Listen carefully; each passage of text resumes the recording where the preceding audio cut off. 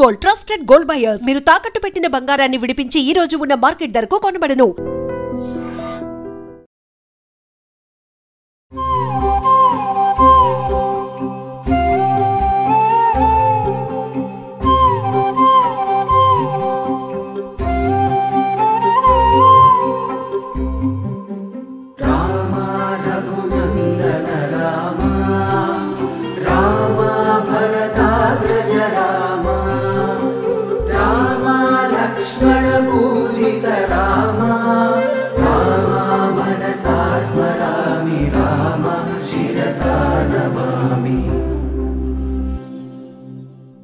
నమస్కారం, welcome to I dream ధర్మ మార్గం విత్ విజిత కార్యక్రమానికి స్వాగతం.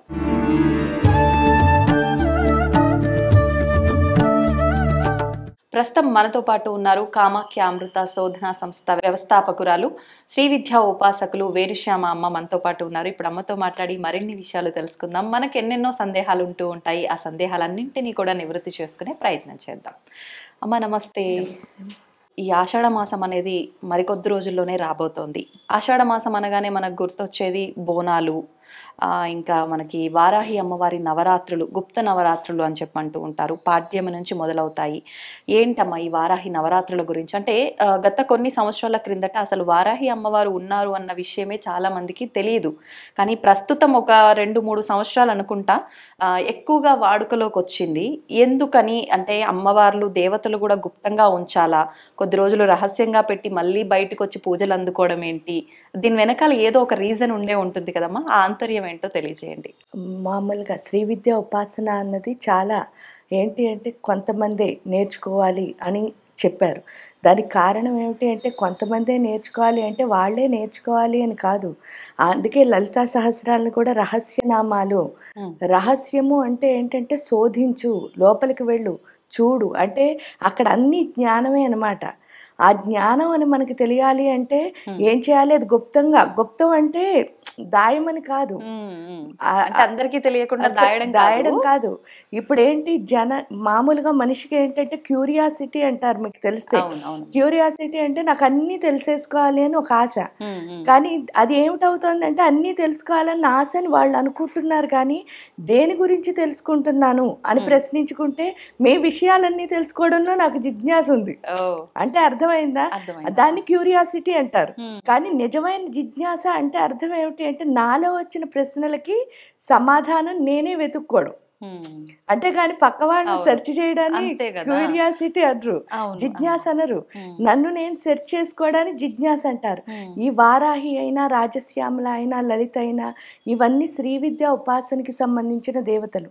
అందువల్ల ఏంటి అంటే వాటి గురించి తెలుసుకోవాలి అంటే గుప్తం అంటే దాయమని కాదు, లోపలికి వెళ్ళి నువ్వు ఎంత. అదే లలితా శాస్త్రంలో కూడా మీరు చూస్తే 180 అయిపోయిన తర్వాత అభ్యాసాతిశయ జ్ఞాత షడద్వాతీత రూపిణి అని అంటారు. అంటే అర్థం ఏమిటి అంటే అభ్యాసం ఎంత చేస్తే అంత నీకు కొత్తగా కనిపిస్తూ ఉంటుంది, అంటే అంత తెలుస్తూ ఉంటుంది, అంత అర్థం అవుతుంది. జ్ఞానం అంటే అంతే కదా. ఇప్పుడు మీరు ఒక విషయమే ఉంది, దాన్ని ఈరోజు ఒకలా చూస్తారు, రేపు పొద్దున మీరు అది చేయడం మొదలు పెట్టేసరికి మీకు అందులో అనుభవం వస్తే ఇంకో. ఇప్పుడు సపోజ్ చూడండి, చిన్నప్పుడు ఫస్ట్ టైము మామూలుగా ఒక స్త్రీ వంట చేయడం మొదలుపెట్టింది అనుకోండి, ఆ వంట ప్రాసెస్ ఎలా ఉంటుందంటే దీని తర్వాత ఇచ్చేయాలి, దీని తర్వాత అంటే ఒక స్టెప్ వైజ్ మేనర్లో చేసుకోవాల్సి వస్తుంది. అదే ఒక 25 years వంట చేశారనుకోండి, ఈ స్టెప్స్ ఏమైనా ఉంటాయా? చాలా ఫాస్ట్, అంటే క్విక్గా. అప్పుడేమో గంటన్నర చేసేది కాస్తే ఇప్పుడు పావు గంటలో అయిపోతుంది. ఎందుకు? అది ఏం చేయాలి అని అలవాటు, మనకు ఆ జ్ఞానం వచ్చేసింది. అంటే అభ్యాసం చేసిన కొద్దీ వచ్చేదాన్ని జ్ఞానం అంటారు. ఇక్కడ లలితమ్మ కూడా ఏంటి అంటే చెయ్యగా చెయ్యగా చెయ్యగా చెయ్యగా ఇంకా ఇంకా ఇంకా బాగా అర్థం అవుతుంది. ఆ ప్రాసెస్ లోనే ఇక్కడ వారాహి అంటే అర్థం ఏమిటి అంటే మామూలుగా వారాహి అన్న పదానికే అర్థం ఆవిడ ఏంటిట అంటే పంది లాంటి మొహం కలిగినది. ఆ ముఖం యొక్క అర్థం ఏమిటి అని ప్రశ్నించుకుంటే అసలు దేన్నైనా అంటే భూమి మొత్తాన్ని మోసిన తల్లి ఆవిడ. అంటే విష్ణుమూర్తి వరాహ రూపం ఎత్తినప్పుడు ఈ శక్తి ఏదైతే ఉందో వరాహస్వామి శక్తే ఈ వారాహి అవడం వల్ల అంటే ఈ భూమి యొక్క భారం మొత్తం ఆవిడ మోస్తోంది. ఇవి ఆషాఢ మాసంలోనే రావడానికి కూడా కారణం ఏమిటంటే మీరు చూస్తే భూమి మీద పాడి పంటలు పండించుకుంటాం. రైతు అప్పుడే భూమిలో ఇవన్నీ వేస్తారు, అంటే మొలకలు వేసి విత్తనాలు. ఎందుకంటే ఆ టైము కరెక్ట్గా, అంటే ఆ టైంలో అందుకే ఆవిడ చేతిలో ఒకటి నాగలి ఉంటుంది. ఆ నాగలి హలము అంటే అర్థం ఏమిటి అంటే ఆ దున్నడం, అంటే ఈ భూమి మొత్తాన్ని ఈవిడ ఏం చేస్తోంది, వ్యవసాయం. ఆ వ్యవసాయం అంటే కూడా మళ్ళీ ఏంటంటే మన లోపల చాలా అక్కర్లేని కలుపు మొక్కలు బోళ్ళు ఉంటాయి. ఆ కలుపు మొక్కలన్నిటినీ ఏం చేస్తుంది, ఈవిడ ఏరిపారేస్తుంది. అందుకని దాన్ని గుప్త నవరాత్రులు అని చెప్పడానికి, అంటే మన లోపల ఉన్న కలుపు మొక్కలన్నిటినీ తీసేసి ఈ పంటని, అందుకే లలితా సహస్రంలో కూడా ఒక నామం ఉంటుంది, మహాపద్మాటవి సంస్థ కదంబవన వాసిని. మహాపద్మాటవి అంటే ఏంటంటే 7 మహాపద్మాలు ఉన్నాయట. ఈ పద్మాలు కనుక ఓపెన్ అయ్యి ఉంటే మనకంటే మన దగ్గర ఎన్ని స్ట్రెంగ్త్లు ఉన్నాయో మనకి తెలుస్తుంది. అవే మొగ్గల్లా ముడుచుకుపోవడానికి కూడా కారణం ఏంటంటే మనం పుట్టినప్పుడు అవి ఓపెన్గానే పుడతాం, కానీ మన చుట్టూ ఉన్న వాతావరణాలు, పెరిగిన పరిస్థితులు, మనకు వచ్చిన ఫ్యామిలీ, లేకపోతే ఫ్రెండ్స్, పూర్వజన్మలో మనం చేసినవి, ఇవన్నీ కలిపి ఏం చేస్తామంటే అక్కర్లేనివన్నీ అంటించుకుని ఆ పువ్వుల్ని కాస్త మొగ్గల కింద మార్చేస్తాం. ఎందుకంటే మూసుకుపోతున్నాం. చుట్టూ ఏం చేస్తాం, చిన్న చిన్న మొక్కలన్నిటినీ పెట్టేసుకుంటున్నాం. ఆ మొక్కలు వచ్చేసరికి పువ్వు ఇలా విచ్చుకోవడానికి అవకాశం లేక అది బడ్లా అయిపోతుంది, మొగ్గలాగా.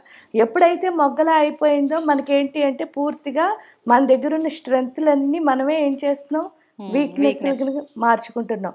అలాంటి వీక్నెస్లు ఉన్న స్థితిలో ఈవిడ శక్తి. అందుకే విశుక్ర ప్రాణహరణ వారాహి వీర్యనందిత. విశుక్రము అంటే ఏంటి, శుక్రము లేకపోవడం. శుక్రం అంటే ఏంటి అంటే మన స్ట్రెంగ్త్, అంటే తండ్రి యొక్క వీర్యంతోనే మనకి శక్తి అన్నది వస్తుంది. ఇక్కడ విశుక్రము అంటే ఆ శక్తి లేకపోవడం. ఈవిడ ఏం చేస్తుంది, ఆ శక్తి లేని తనాన్ని ఏం చేసిందిట, తీసేసి ప్రాణహరణ. అప్పుడు మనకి ఏమొస్తున్నట్టు, ఆటోమేటిక్ గా మనకి ఎనర్జీ వచ్చేస్తుంది. అంటే ఆ శక్తినిచ్చే తల్లే ఈ వారాహి. అమ్మ, మరి అంత శక్తినిచ్చే తల్లిని అందరూ పూజించడానికి వీల్లేదు. ఉపాసనా పరులు ఎవరైతే ఉన్నారో వాళ్ళు మాత్రమే పూజించాలి. అమ్మవారిని గుప్తంగా, అంటే అర్ధరాత్రులు మాత్రమే పూజించాలి ఈ నవరాత్రుల్లో కూడా ప్రత్యేకించి. ఎందుకనమ్మా ఈ అన్ని నియమాలు? ఇవన్నీ ఎందుకు వచ్చాయి అంటే అమ్మవారు జ్ఞానానికి, పూర్తిగా మన బుద్ధి అన్నదాన్ని ఆవిడ మార్చే తల్లి. ఆవిడ ఆజ్ఞాచక్రంలో ఉంటుంది, ఈ బుద్ధిని మారుస్తుంది. అందువల్ల ఏంటి అంటే అందుకే ఆవిడ కాశీకి క్షేత్రపాలిక వారాహి. పొగలు క్షేత్రపాలకుడి కింద కాలభైరవుడు ఉంటే, రాత్రి ఈవిడ మొత్తం కాశీ క్షేత్రాన్ని కాపాడుతుంది. అందుకని రాత్రి ఉపాసన చేయమంటారు. ఎందువల్ల అంటే ఆవిడ మెళుకుగా సంచరిస్తూ ఉన్న టైంలో చేస్తే ఆ శక్తి ఇంకొంచెం ఎక్కువ వస్తుంది, కాబట్టి రాత్రి చేయమని చెప్పడానికి రీజన్ అది. కానీ చాలా మంది ఏమంటారు అంటే, మనం సాధారణంగా చూస్తుంటాము క్షుద్ర పూజలు, తాంత్రిక పూజలు లాంటివే రాత్రి సమయంలో ఎవరికి తెలియకుండా చేస్తారు. కాబట్టి వారాహి అమ్మవారి పూజలు ఈ సమయంలో చేస్తున్నారు అనగానే ఇంకా ఈ అమ్మవారిని అందరూ పూజించొద్దు, ఇది తాంత్రిక విధానము, ఈ రకంగా ఒక పోకడలోకి వచ్చేసారమ్మా. అంతే కదా? అంతే. కానీ తంత్ర అంటే కూడా తప్పు కాదు అసలు అర్థం. అవునా? తంత్ర అన్న పదానికి అర్థం ఏమిటి అంటే, తంత్ర అంటే టెక్నిక్ అని అర్థం. ఇప్పుడు మీరు ఒక పని చేస్తున్నారు, ఆ పని చేసే విధానం ఏదైతే ఉందో దాన్నే తంత్రం అంటారు. మీకు ఎగ్జాంపుల్ చెప్తాను. ఇప్పుడు సపోజ్ మనకు ఆకలి వేస్తోంది, అన్నం తిన్నాం. ఇప్పుడు నాకు ఆకలి వేస్తే నేను అన్నం తింటే నాకు కడుపు నిండుతుంది. కానీ నాకు ఆకలి వేస్తోందని చెప్పగానే మీరు అన్నం పెట్టుకు తిన్నారనుకో ప్లేట్లో, నా కడుపు నిండుతుందా? నిండదు. నాకు దాహం వేసేస్తోంది, అప్పుడు మీరు వాటర్ తెచ్చుకుని తాగారు, నాకేం నోరు ఆరిపోవడం తీరదు కదా. అంటే అర్థం ఏమిటి అంటే, ఈ ఆకలేసినా దాహం వేసినా ఈ సృష్టిలో ఇంకా ఏ ఎమోషన్ వచ్చినా సరే మీరు చేస్తే నాకేమీ ఫలితం రావటం లేదు. కానీ ఒక్క పూజ ఒక్కటే మీరు చూస్తే, ఇప్పుడు మీ పేరుతో నేను చేసినా సరే మీకు ఫలితం వస్తుంది. అవును. అంటే అర్థం ఏమిటి, ఆ టెక్నిక్ అనమాట. అంటే నేను మంత్రం చదువుతున్నాను, నేను పూజ చేస్తున్నాను, కానీ మీ పేరు మీద చేసేసరికి మీకు ఆ శక్తి ఏమవుతుంది, ఆ డైవర్షన్ ఏదైతే మంత్రం. అలా కాకుండా నాకు నేను చేసుకున్నా సరే, ఇప్పుడు సపోజ్ నేను ఏ యంత్రానికో పూజ చేస్తున్నా, ఏ హోమమో చేస్తున్నా, కానీ అక్కడ ఏమైనా మార్పు వస్తుందా? లేదు. అంటే ఈ యంత్రంలో ఏమైనా మార్పు వస్తుందా? అవే కనిపిస్తాయి. మళ్ళీ అక్కడ హోమం చేసినప్పుడు కూడా అదే కనిపిస్తుంది. కానీ మార్పు ఎవరి లోపల వస్తుంది? ఒక ప్రశాంతత అనుకోండి, ఆత్మశక్తి పెరగడం అనుకోండి, ఇవేవైనా ఎవరిలో మార్పు వస్తుంది? ఎవరి కోసం పూజ చేస్తున్నామో వాళ్ళలో. నా కోసం చేస్తే నాలో వస్తుంది, మీకోసం చేస్తే మీలో వస్తుంది. ఆ టెక్నిక్ ఏదైతే ఉందో దాన్నే తంత్రము అని పిలుస్తారు.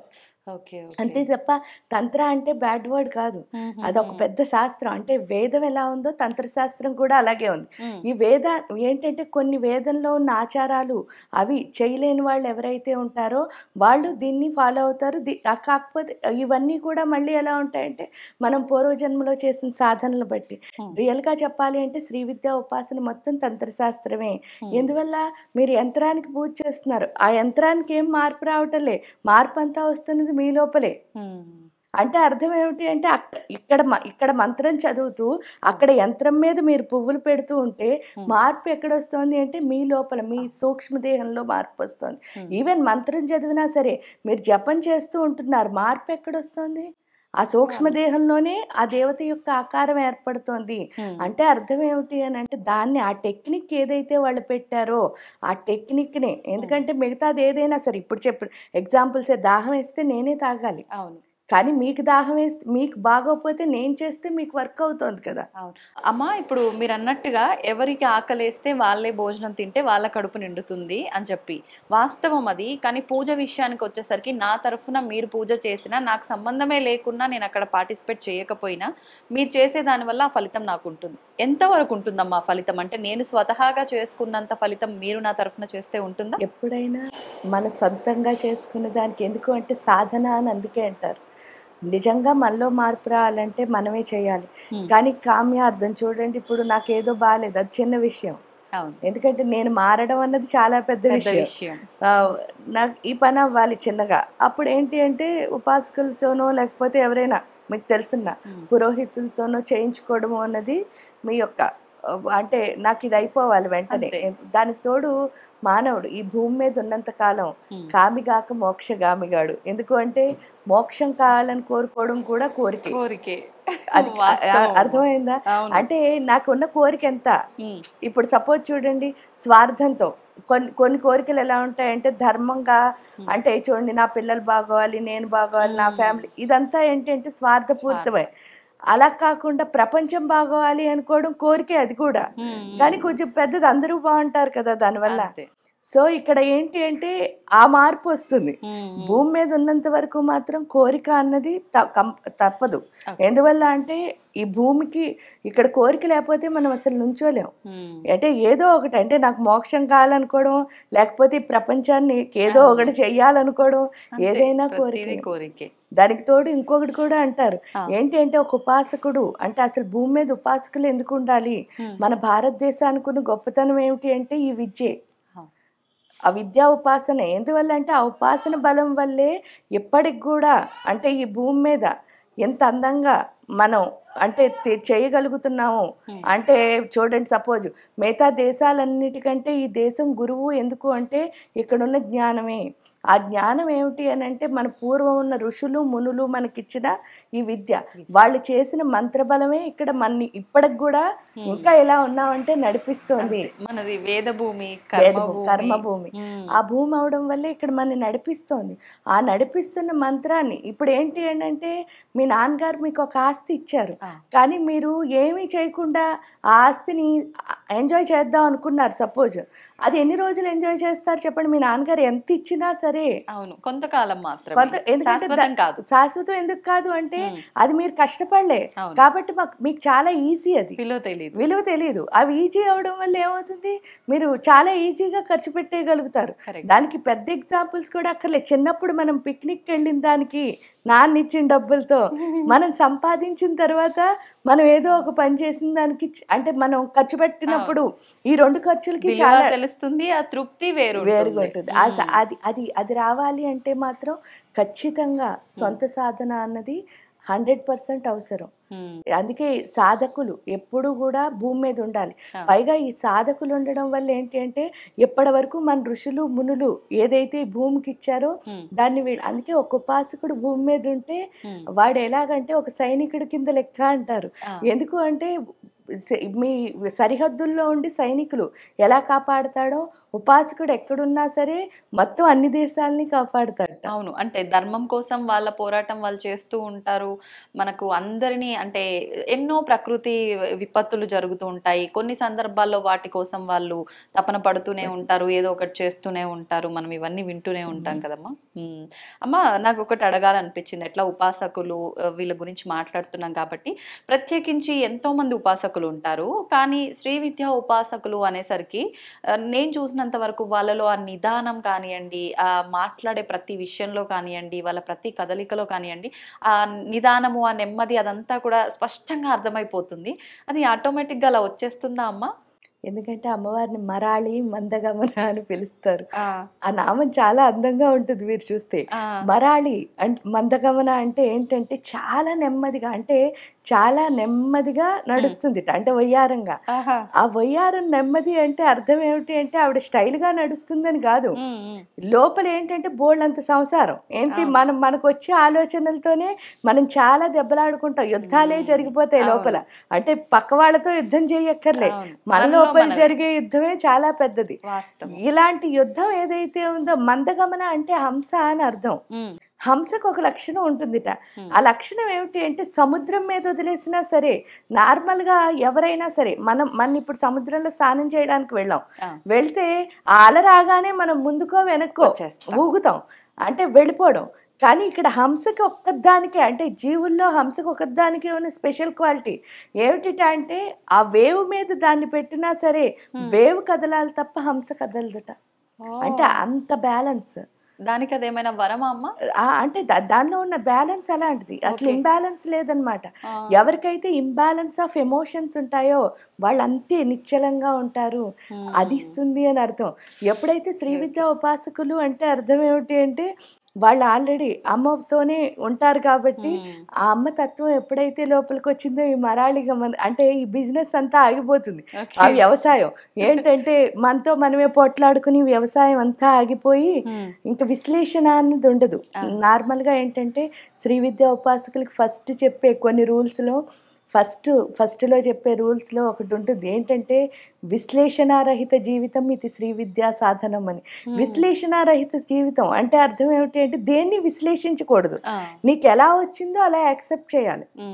అది నచ్చచ్చు నచ్చకపోవచ్చు, అంటే ఇది ఇలా ఎందుకుంది నాకొద్దు ఆ ఆ టైప్లో ఉండకూడదు. అంటే ఇప్పుడు ఇవన్నీ టీచర్సే, నా దగ్గరికి ఎవరు వచ్చినా నా టీచరే, నా గురువే. నా గురువు అయినప్పుడు ఆ గురువు ఎలా వచ్చినా నేను యాక్సెప్ట్ చేయాలి కదా. అంటే ఇప్పుడు ఒక మానవుడి రూపంలో రావచ్చు, లేకపోతే ఒక చూడండి పులి, సింహం, లేకపోతే ఏనుగు, ఆవు, ఏ రూపంలో అయినా పక్షి ఎలా వచ్చినా, మానవుల్లో కూడా కొంతమంది ప్రేమగా వచ్చి పలకరించవచ్చు, మంచిగా బొజ్జగించి చెప్పేవాళ్ళు ఉండొచ్చు, కొంతమంది తిట్టేవాళ్ళు ఉండొచ్చు, కొంతమంది చాలా కోప్పడే వాళ్ళు ఉండొచ్చు, కొంతమంది జలసీ పడేవాళ్ళు ఉండొచ్చు. ఏ రూపంలో వచ్చినా సరే ప్రతి దాని నుంచి నేను చేయాల్సిన పని మాత్రం ఏమిటి అంటే నేర్చుకోవడం అన్నది శ్రీ విద్యలో నేర్పుతారు. అందువల్ల ఏంటంటే శ్రీ విద్యలో ఒకటి ఎన్నిసార్లు చూసినా సరే ఒక పరిస్థితిని, అంటే ఇప్పుడు మీరు నేను బోల్డ్ సార్లు కలవచ్చు, కానీ ఫస్ట్ టైం కలిసినప్పుడు మన ఇద్దరు ఫీలింగ్స్ ఎలా ఉన్నాయో మనం టిల్ ఎండ్ వరకు అలాగే ఉండాలి. ఎందుకు కలిస్తే ఉండవు అని అంటే మన ఇద్దరం ఏదో ఒకటి మాట్లాడుకుంటూ ఉంటాం. అప్పుడు మేము నాకు కొన్ని అర్థం అవుతాయి, మీకు కొన్ని. అది ఎప్పుడు అర్థమైందో నా మైండ్లో ఏం మొదలవుతుంది, ఈవిడంటే ఇది అని ఎప్పుడు మొదలైందో నెక్స్ట్ టైం మీతో మాట్లాడితే ఆ జడ్జిమెంట్ వచ్చేస్తుంది. అది రాకూడదు. ఎప్పుడు ఫస్ట్ టైం మిమ్మల్ని అమ్మలా చూసినప్పుడు చివరి అంటే మన చివరి వరకు మనం ఎప్పుడు అమ్మలాగే ఉండాలి తప్ప ఇంకోటి మన మధ్యలో రాకూడదు. అంటే దానికి ఏకైక సాధనం శ్రీ విద్య. అద్భుతం అమ్మ, నిజంగా చాలా చక్కగా అనిపిస్తుంది ఆ భావన. ఈ శ్రీ విద్యా ఉపాసకులతో మాట్లాడుతున్నప్పుడు స్వంత వాళ్ళతో నిజంగా మీరు అన్నట్టుగా అమ్మతోటే మాట్లాడుతున్నాము అని, అక్కడ మగవారే ఉండని ఆడవారే ఉండని అమ్మతో మాట్లాడుతున్నాం అనే ఫీలింగే వస్తుంది.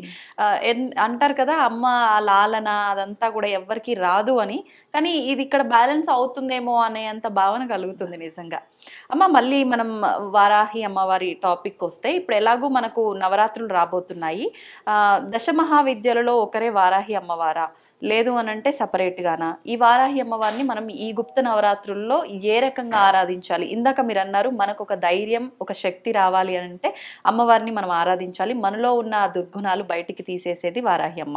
ఇంకా ఎటువంటి వాటికి మనం ప్రత్యేకించి అంటే పలానా ఒక సమస్యతో వీళ్ళు బాధపడుతున్నారు అని అంటే దానికి మనం వారాహి అమ్మవారిని కనుక ఆరాధిస్తే బాగుంటుంది. అది ప్రత్యేకించి అమ్మవారి నవరాత్రులు ఎలాగో వస్తున్నాయి కాబట్టి అప్పుడు ఎలా ఎలా ఆరాధించవచ్చు అంటారు? వారాహి అంటే కిరిచక్ర రథారూఢ దండనాథ పురస్కృత. ఈ కిరిచక్రము అంటే అర్థం ఏమిటి అంటే మన ఈ ఆజ్ఞాచక్రం సహస్రార ఏదైతే ఉందో, ఎందుకంటే థాట్స్ అన్నవి ఎక్కడి నుంచి వస్తున్నాయి అంటే ఈ 2 చక్రాల్లోనే ఉంటాయి ఆలోచనలు. ఈ దండనాథుడు అంటే అర్థం ఏమిటి అంటే చాలా మంది రాక్షసులు ఎక్కడున్నారు, ఈ లోపలే. మనకు వచ్చే ఆలోచనే రాక్షసుడు. అంటే ఈ చెడ్డ ఆలోచనలు తీసేసి మంచి ఆలోచన ఎవరైతే ఇస్తారో అదే వారాహి. ఎందుకు అంటే మనకి బుద్ధి ఫస్ట్ పనిచేయకపోతే ఏంటి అంటే మానవుల్లో దృష్టి లోపం ఉంటుంది. ఆ దృష్టిలోపం అంటే ఏంటంటే ప్రతి దాన్ని కూడా ఏమనుకుంటాం అంటే నేనేమనుకుంటే అదే వాళ్ళు అని మనకి ఒక ఐడియా వచ్చేసి ప్రతిదానికి అలా చేయడం వల్ల సిచ్యువేషన్ ని మనం ఎంజాయ్ చేయలేం. అంటే ఏ సిచ్యువేషన్ ని ఎంజాయ్ ఎందుకు చేయలేమంటే వాళ్ళే ఇప్పుడు నేను మిమ్మల్ని ఒకలా అనుకున్నాను అనుకోండి, మీరు నాతో ఎంత ప్రేమగా బిహేవ్ చేసినా నేను అనుకున్నదే నాకు కనిపిస్తుంది తప్ప ఈ ప్రేమ అసలు కనిపించదు. ఎందువల్ల అంటే నేను ఆల్రెడీ అనేసుకున్నాను కాబట్టి. ఇక్కడ వారాహి ఏం చేస్తుందంటే మనలో ఉన్న కన్ఫ్యూజన్ ఏదైతే ఉందో ఆ థాట్ కన్ఫ్యూజన్ అన్నది తీసేస్తుంది. ఎప్పుడైతే తీసేసిందో మనకు ఒక క్లారిటీ అన్నది లైఫ్ లో వస్తుంది. అప్పుడు ఏం అర్థమవుతుంది అంటే వన్నెస్. అసలు ఇది ఇక్కడ ఇది 2 లేవు, ఇదంతా ఒక్కటే. ఎప్పుడైతే ఒక్కటని అర్థమైందో అప్పుడు నన్ను నేను జడ్జ్ చేసుకోను, నా గురించి నేను తప్పుగా అనుకోను, నా గురించి నేను అంటే ప్రేమే కదా నన్ను నేను ఎప్పుడైతే ఆ యాక్సెప్టెన్స్ అన్నది వచ్చిందో ఇంకా ఆ తర్వాత నుంచి మనం ఏం చేసినా సరే. ఎందువల్ల అంటే వారాహి అంటేనే మనలో ఉన్న ఆలోచన అన్నదాన్ని మారుస్తుంది, అంటే బుద్ధిని మార్చేస్తుంది. ఆ బుద్ధి ఎప్పుడైతే మారిందో మనం అనుకున్నవన్నీ చాలా గొప్పగా ఉంటాయి. ఎందువల్ల మన బుద్ధి మారితే చాలు. బిగ్ థాట్ అంటారు, అంటే థింక్ బిగ్ అంటారు చూసారా. ఆ థింక్ బిగ్ అన్నది మీకు ఎప్పుడైతే పెద్ద పెద్ద ఆలోచనలు మీ మెదడులో వచ్చాయో మీ వల్ల ప్రపంచానికి శాంతి అందుకే ఆవిడ మీరు మళ్ళీ అడిగారు దశమహావిద్యల్లో ఈవిడ ఒక్కరా అని. కానీ ఈవిడ శ్రీ విద్యా ఉపాసనలో వస్తారు. దశమహావిద్యల్లో బగళాముఖి ఎనర్జీ ఈవిడది ఇంచుమించు ఒక్కటే. కానీ బగళాముఖి ఈవిడ అంటే ఆవిడకి బగాళాముఖి అని పెట్టారు, ఈవిడికి ఇది పెట్టారు. ఆ 2 ఒక్కటే నిజం చెప్తే. శక్తి ఒక్కటే, పేరు వేరు. బట్ శ్రీ విద్యా ఉపాసనలోనే వారాహి అమ్మవారు వస్తారు. దశమహావిద్యల్లో ఉందా అంటే అక్కడ బగళాముఖి కింద కొలుస్తాం. శ్రీ విద్యా ఉపాసనకు వచ్చేసరికి ఈవిని వారాహి అని మనం పిలుస్తాం. ఏదైనా కూడా 2 ఒక శక్తి. అమ్మ ఏంటి అంటే కాలస్వరూపిణి, అందుకనే ఆజ్ఞాచక్రంలో ఉంటుంది. కాలస్వరూపిణి అయ్యుండి మన ఏంటి అంటే వర్తమాన కాలంలో అంటే టైం విలువ నార్మల్గా ఏంటంటే మనిషి ఎందుకు వెనక్కి వెళ్తాడు అంటే టైం విలువ తెలియక. టైం విలువ ఎందుకు లేదండి, నాకు బోల్డ్ అంత విలువ ఉంది అనుకుంటాం. కానీ మనం అయితే భూతకాలం లేదా భవిష్యత్ కాలం, ఆ 2 కాలాల్లో ఉండడం వల్ల ఏమవుతుంది అని అంటే వర్తమాన కాలాన్ని మనం మిస్ అయిపోతున్నాం. అంటే టుడే మనకి లేదు, టుడే ప్రస్తుతాన్ని మనం కోల్పోతున్నాం. ఎప్పుడు కోల్పోయా ఎంజాయ్మెంట్ లేదు. ఎందుకంటే మీరు ఇక్కడ కూర్చొని మన ఇద్దరం మాట్లాడుకుంటుంటే నేనేమో అయిపోయిన దాని గురించి ఆలోచించుకుంటా, లేకపోతే అమ్మో తర్వాత ఎలాగా అనుకున్నాను. ఈ 2 వల్ల నేను ఇక్కడ ఉన్నదాన్ని కాస్త ఏం చేస్తున్నాను, పాడు చేసేసుకుంటున్నాను. దానికి కారణం కూడా ఏం లేదు, మనందరం అమ్మ పొట్టలోంచి వస్తాం.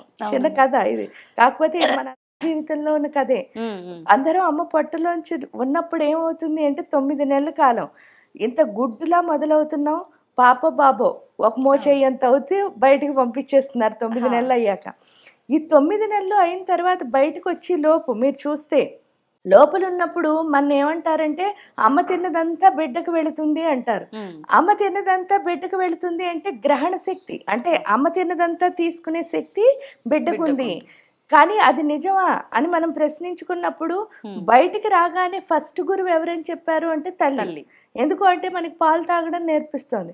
మరి గ్రహణ శక్తి ఉన్నప్పుడు మనకి నేర్పించాల్సిన పని ఏమిటి, ఎవరైనా అది అమ్మాయినా ఎవరైనా అంటే మనకి లోపల తీసుకోవడం రాదు. కానీ నేను ఎలా గుడ్డులా ఉన్నదాన్ని పిల్లలా అయ్యాను అని ప్రశ్నించుకుంటే ఇక్కడ ఏమవుతుంది అంటే అమ్మకి బిడ్డకి ఒక మధ్యలో ఒక కనెక్షన్ ఉంది. ఆ కనెక్షన్ ఏదైతే ఉందో దాన్ని మాయ అని పిలుస్తారు. మాయ అంటే ఏంటి అంటే శివాశక్తి కలిసున్న స్వరూపం. అంటే అర్ధనారీశ్వర తత్వమే మాయ అంటే. ఎప్పుడైతే ఈ తల్లి తినదంతా ఈ అర్ధనారీశ్వర తత్వమే పిల్లకి పంపిస్తోంది. ఈ పంపించినప్పుడు బయటకు వచ్చాం, అదే ఫస్ట్ కట్ చేస్తారు. కట్ చేసే కానీ మనం శివాశక్తుల్ని వదిలేసాం. ఎందుకంటే ఇక్కడ మనకి కొత్తగా ఫస్ట్ అమ్మ వచ్చింది, తర్వాత నాన్నగారు వచ్చారు, ఆ తర్వాత మనకంటే ముందు పుడితే అక్కలు చెల్లెళ్ళు అందరూ వచ్చారు. ఇంకా కాకుండా భూమి మీద అత్తలు మావయ్యలు బోళ్ళు మంది ఎన్ని బంధాలు చుట్టాలు వచ్చేసారు, ఫ్రెండ్స్ అన్నారు, అందరూ వచ్చేసారు. ఈ అందరినీ చూడడంలో మనం మర్చిపోయింది ఎవరిని అని ఒక్కసారి ఆలోచించుకుంటే మనకి ఎవరు హెల్ప్ చేశారో శివాశక్తులు, భగవంతుడిని.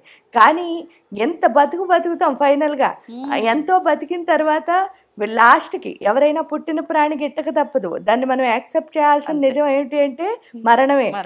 ఆ నిజంలో లాస్ట్లో చనిపోయిన తర్వాత కూడా మనం శ్మశానానికి వెళ్తే పోనీ పిల్లల్ని బాగా పెంచుకుంటాం, వీళ్ళు ఎవరైనా మనతో అక్కడ ఉంటారా? మనతున్న చుట్టాలని మనం తెచ్చుకున్నాం, వాళ్ళు ఎవరైనా మనతో ఉన్నారా? మన కజిన్స్ అన్నాం, ఫ్రెండ్స్ అన్నాం, ఎవరైనా ఉన్నారా? లేరు. అక్కడ కూడా మళ్ళీ ఒంటరి యానమే. ఆ ఒంటరి యానంలో మన కోసం మళ్ళీ అక్కడ వెయిట్ చేస్తూ ఇద్దరు ఉంటారు. వాళ్ళు ఎవరు అంటే కాళ్ళ రూపంలో ఈ శివాశక్తులే. అవునా? అంటే ఈ లోపల ఎవరు లేనప్పుడు వాళ్ళిద్దరూ ఉన్నారు, అక్కడ ఎవరు లేనప్పుడు వాళ్ళిద్దరూ ఉన్నారు, మధ్యలో వీళ్ళందరూ వచ్చేసరికి మనం ఏమిటి అసలు పూజ చేయడమే మనకి రెండోది. అంటే ఫస్ట్ ఎప్పుడు మనకి బోల్డని పనులు ఉంటాయి, లేకపోతే అకేషనల్ గా పూజలు ఉంటాయి. అంటే మనకి ఫస్ట్ ప్రిఫరెన్స్ ఏది ఉండాలి నిజం చెప్తే? భగవంతుడే. ఎందుకంటే నాకెవరూ లేనప్పుడు వాళ్ళే ఉన్నారు, అందరూ ఉన్నప్పుడే నేను ఇలా చేస్తున్నాను. ఇక్కడికి వెళ్ళిన తర్వాత అది అర్థం అవ్వాలి. కాబట్టి ఎవరైతే భూతకాలంలోకి వెళ్తారో అయిపోయిందని తలుచుకుంటారు. ఆ భూతనాథుడు రుద్రుడు. ఆ రుద్రుడు పని ఏంటి అంటే ఎప్పుడు తండ్రికి ఇంట్లో చూడండి చాలా చిన్న డిఫరెన్స్ ఉంటుంది. తండ్రి ఎప్పుడు ఏంటంటే పిల్లలు క్రమశిక్షణగా ఉండాలి, సిస్టమేటిక్ గా లైఫ్ లీడ్ చేయాలి, వాళ్ళు ఉన్నతంగా ఎదగాలి, అది తండ్రి పోర్షన్. తల్లి ఎప్పుడు ఏం చెప్తూ ఉంటుందంటే వాళ్ళు నవ్వుతూ ఉంటే చాలు, శుభ్రంగా తిని టైంకి పడుకుని ఆరోగ్యంగా ఉంటే చాలు, ఎప్పుడు అమ్మ అమ్మ అంటూ ఉంటే చాలు అమ్మకి. అంతే కదా ఈ రెండు. కానీ ఎప్పుడు ప్రేమిస్తూనే ఉన్నాం అనుకో లైఫ్ లో ఎదుగుతామా చెప్పండి?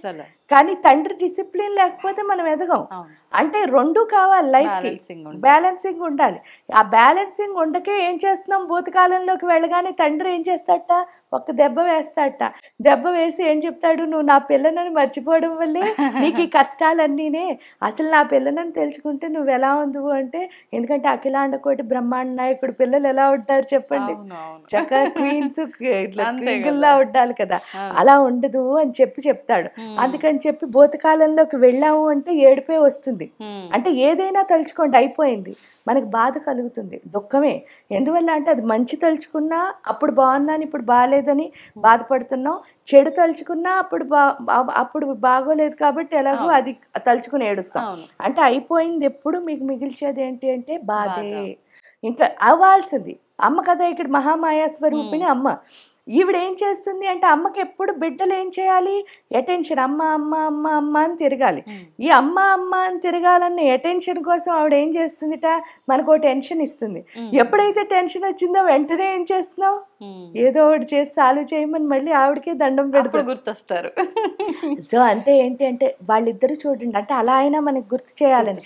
ఇక్కడ టెన్షన్ ఇవ్వడం ఒకటి, ఆ అటెన్షన్ ఎప్పుడు పూజ చేసి నాకు ఇది కావాలి అది కావాలి అని కోరికలు కోరుకోవడం ఒకటి అయితే, దానివల్ల మనకి ఏమవుతుంది అని ఒక్కసారి ఆలోచించుకుంటే, రేపు గురించి మనం ఆలోచిస్తూ ఈ రోజును మనం ఏం చేస్తున్నాం, వదిలేస్తున్నాం.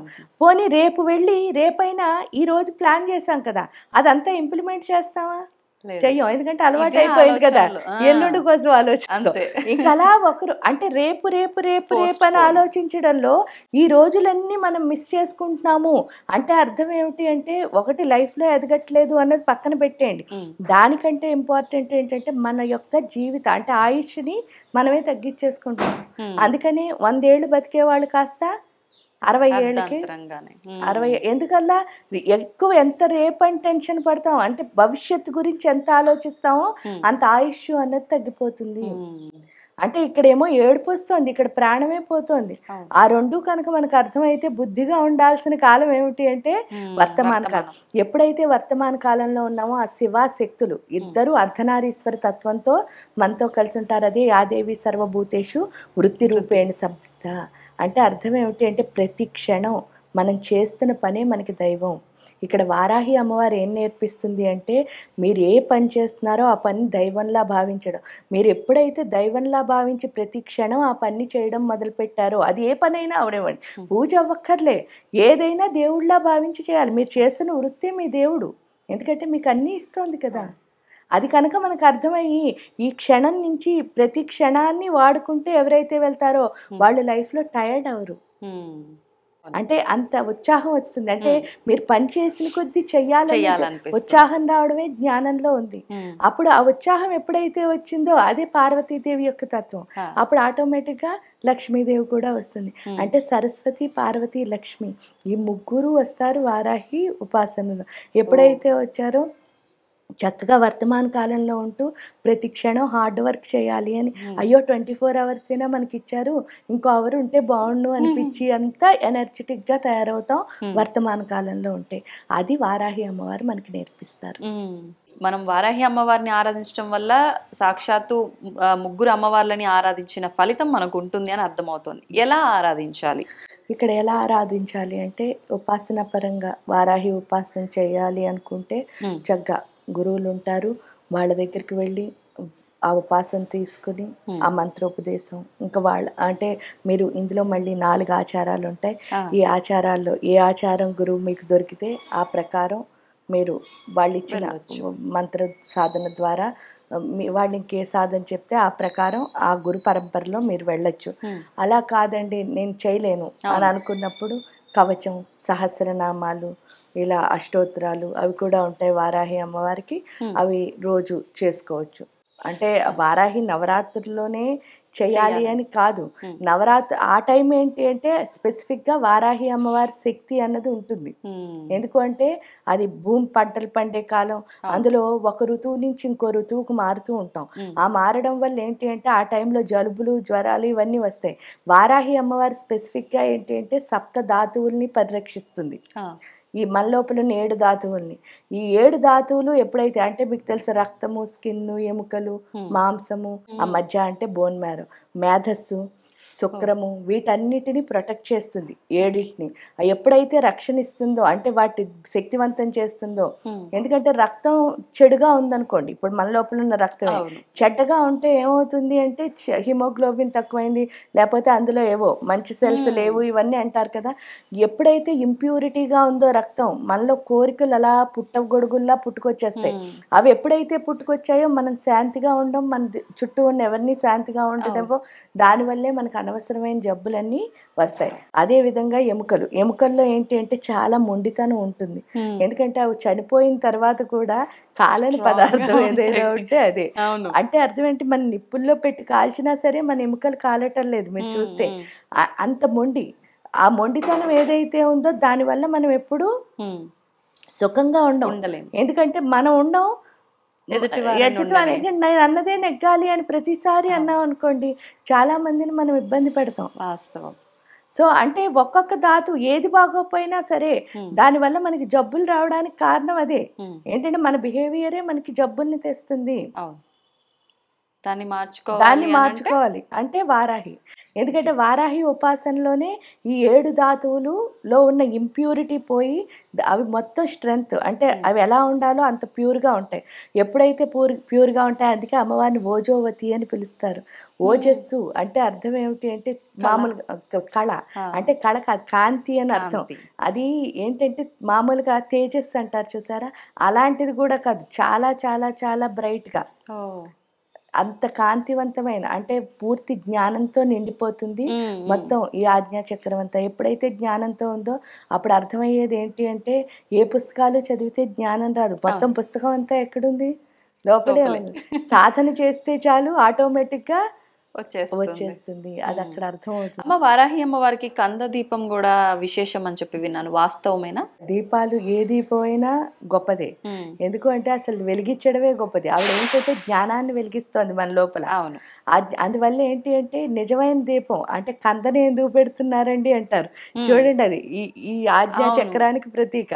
అందువల్ల ఏంటి అంటే ఆ గట్టితనం ఏదైతే ఉందో అది ఆజ్ఞా చక్రానికి వచ్చింది అనుకోండి, ఇప్పుడు చెప్పిన కాలం. రెండోది ఏంటి అంటే మనకి ఇందాక చెప్పాను బుద్ధి. ఈ భూమితో ఉన్న అంటే భూమి మీద ఉన్నంత వరకు చాలా మంది ఏంటి అంటే భూమితో సంబంధం అంటే వీళ్ళందరితో రిలేషన్లు పెట్టుకోవడం లేకపోతే కోరికలు పుట్టడం, ఇది కాదు. భూమితో సంబంధం అంటే నేర్చుకో, ఓర్పుగా ఉండు. ఈ ఓర్పు నేర్చుకునే శక్తి అది రావాలి మన దగ్గర. అది వస్తే చాలా అన్నిటినీ మనం దాటేయగలం. ఆ యాక్సెప్టెన్స్ అన్నది అది వారాహి ఇస్తుంది. ఇదంతా అయిన తర్వాత మనకి తిథినిచ్చలు అంటారు, అంటే తిథులు ఉంటాయి. అంటే పాడ్యమి, విద్య, తదియ, చవితి, పంచమి అని చెప్పేసి ఈ తిథుల్లో ఇవి మంచి తిథులు, ఇవి చెడ్డ తిథులు అని మనం డిసైడ్ అయిపోతాం. అసలు మంచి చెడు అని ఉంటుందా? మంచి పక్కనే చెడు, కష్టం పక్కనే సుఖం. అంటే మంచి చెడు అన్నది దేంట్లో కనిపిస్తోంది మీరు చూసింది భావన. ఇప్పుడు ఫస్ట్ ఆఫ్ ఆల్ ఒకటి ఈ దీపాన్ని నేను ముట్టుకోవాలనుకున్నాను, మీకు అది ఎలా అనిపిస్తుంది? చెడ్డగా అనిపిస్తుంది, కాలుతుంది, ఏంటి బుద్ధి లేదా పట్టుకుంటోంది అని అనిపిస్తుంది. అప్పుడు మీరు వెంటనే ఏం చెప్తారు? అయ్యయ్యో ముట్టుకోకంటారు. ఇప్పుడు సపోజ్ చూడకుండా పోనీ అది వెళ్ళి దానిపైన పడుతోంది, అప్పుడు మీరు వెంటనే పరిగెట్టుకొచ్చారు. ఎందుకు ఆపుతున్నా? అది చూడడానికి చెడులా అనిపిస్తోంది, కానీ మంచా చెడా అని అన్నప్పుడు దీపం వెలిగించడం మంచిదే కదా. అంటే మంచి చెడు అనేది ఉండదు అక్కడ, పరిస్థితిని బట్టి మన ఆలోచన అంతే. కాబట్టి ఫస్ట్ టైం వచ్చినప్పుడు అది చెడ్డగా అనిపించచ్చు, కానీ అది పూర్తి అయ్యేసరికి అది మంచి అవ్వచ్చు. తవ్వుతున్న శివలింగం సరే దాన్ని అట్లా కప్పేసేయండి, చూపించదండి. మూర్తి పూజ కాదు, సాక్షాత్ బ్రజేంద్ర నందన భగవాన్ ఉన్నారు మూర్తిలో. ఏమీ ఆశించకుండా ఆరాధించే వాళ్ళు కూడా ఉన్నారా ప్రభుజీ? నిజమైన భక్తి అంటే మనకు తెలియదు కాబట్టి